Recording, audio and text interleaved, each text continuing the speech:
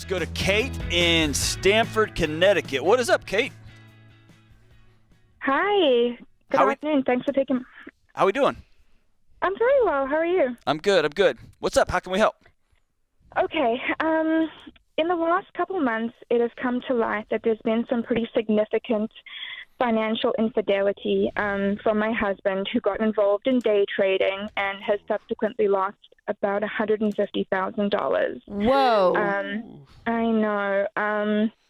It's a giant pill to swallow, and one that I'm just honestly still in shock about. Wow. I still can't believe it. I just can't believe it. So this is a combination of about $105,000 in personal loans and about 42-ish in credit card debt. All of this was within the last, maybe 6-7 months. It happened very quickly, and honestly, it's all just come out now. And so my concern is that the minimum amount for all of this debt combined is about $4,800 a month, which is that's the minimum. And my question to you is, what do you think about me taking out a HELOC loan, which hopefully would be able to pay off all of this debt, and then it's a more manageable monthly payment for me, because quite frankly, we've got 2 small kids. There's $4,800 a month in minimum payments it's crippling. I don't even know how do you do this for the rest of time, because if you're only paying the minimum, that's what we're looking at. Oh, gosh, I can hear it on you. Oh, my gosh. Thank you. I'm sorry. I'm so sorry. Thank you. I want to first norm what's going on inside of you. You are right to be maniacally angry. And you are right to be stunned and in shock and grieving and upset and scared and anxious. All of those things are right, okay? I just don't want you to feel like you're going crazy. You probably are going to feel like you're going crazy, but not because your feelings are wrong, okay? I would be having all of those things too. What is your entire home's what is your take-home income as a family? Together, we're at $250,000 annually. Okay. I'll let Rachel hop in here. Here's what I'm going to tell you. Do not make a mess even messier. Okay. Okay?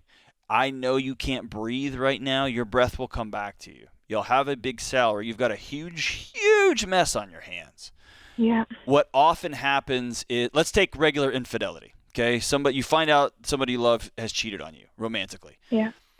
There's this, I want to fix it. I want to solve all of this right this second so that we can get back to, quote unquote, the way things were. Sure. And what you want to do is, you are hurting so bad right now. You've got this magic HELOC that you want to solve it all, and you want to go do that and take it out and just get back to the way things were, and then we'll figure it out later in a more manageable way. Yeah.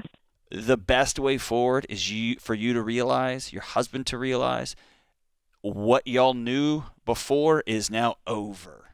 You're living in relationship 2.0. Right. And you've got to rebuild what this thing's going to look like together. And I think, personally, what led your husband down this path is something he's going to have to heal from personally, and y'all going to have to heal relationally. And a quick Band-Aid fix over this, or just moving debt from one arm to the other, does not solve that. It kicks the can down the road. Y'all got to deal with this. I'd love to see him go get a second job, a third job, and make this, crank this sucker out on behalf of his family and make this thing happen. But just trying to jump in and solve it and fix his problem is not the best thing for your marriage, for your financial security, for your kids long term. Okay. Yeah, Kate, not to make light of the situation, but one of my favorite quotes from Warren Buffett, which we used a lot during the COVID pandemic, was, people make the worst decisions with money when they're drunk or when they're afraid.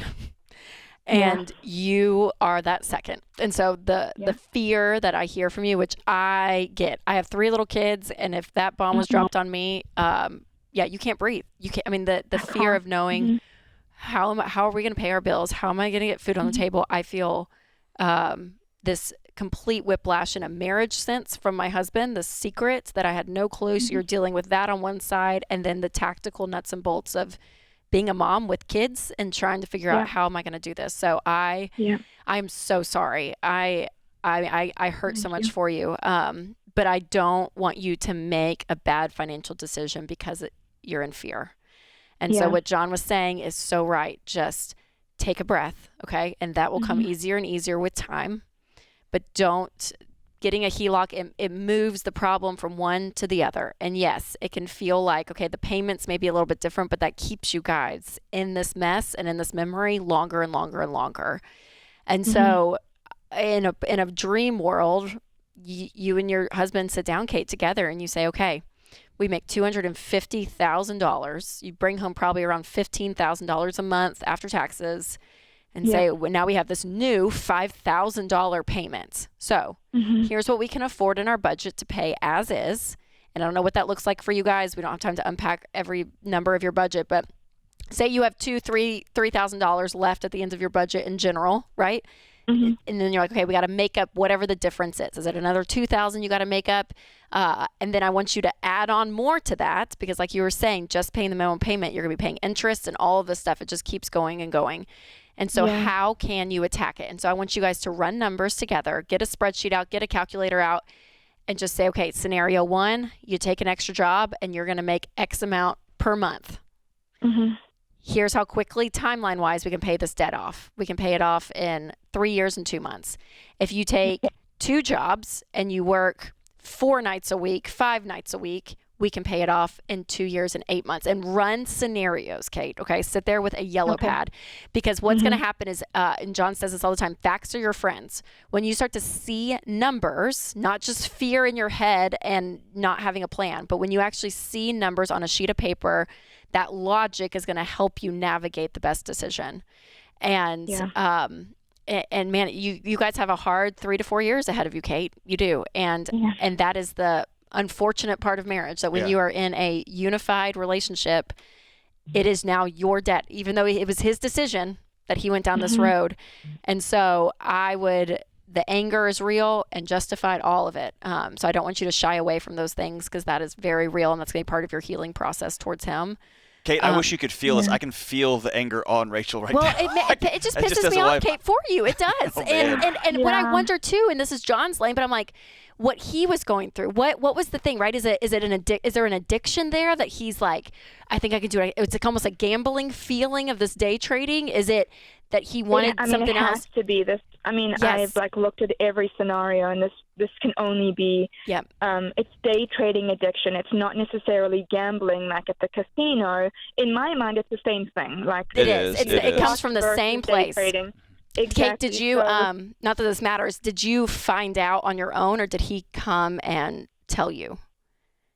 To be honest with you, I just had this feeling something wasn't right, and I just looked at him. I said, tell me right now what's happening. And he just broke down, and he only told me a little bit at a time. It wasn't that bad, and then a little bit more, and then honestly just in the last few weeks did the extent of this come out. So I'm in a deer in headlights right now. I mean, he's not day trading anymore, and I have direct deposit. His paycheck comes right to me, so there is no more money to. But I mean, now I'm left with having to carry this burden and make the decisions. Who do I pay this month? Who do I not? And I don't want you to dealing with this. Can't do it alone, Kate. You don't do it alone. You bring him in and if you guys have a good pastor, a good therapist, a good counselor in the area. Do that, Kate, and hold on the line. We're going to give you guys Financial Peace University, and it's not going to be the silver bullet in this situation, but I hope at least getting on the same page Give with common money language, and that you guys have the same shared goal and same vision is going to be really important. So Austin will pick up and give that to you guys for a year. But I'm so sorry, Kate. I'm so sorry. I'm sick to my stomach. Oh. Don't do anything for six months. Just hang in there.